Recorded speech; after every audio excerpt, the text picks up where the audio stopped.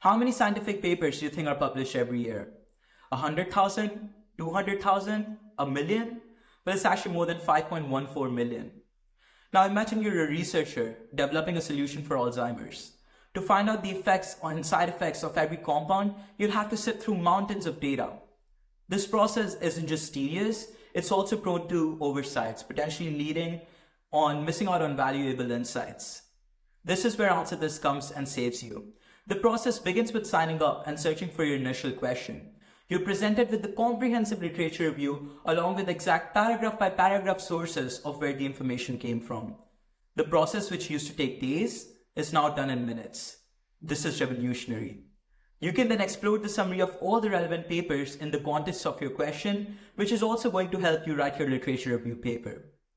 What differentiates us is our ability to look through entire research papers rather than just summarize abstracts. We have scalable marketing channels, which are bringing us about 5 researchers every day to our team. And our ability to optimize research by over 76% using our database of over 125 million research papers ensures that we're delivering relevant, reliable, and informative science. Welcome to AnswerThis.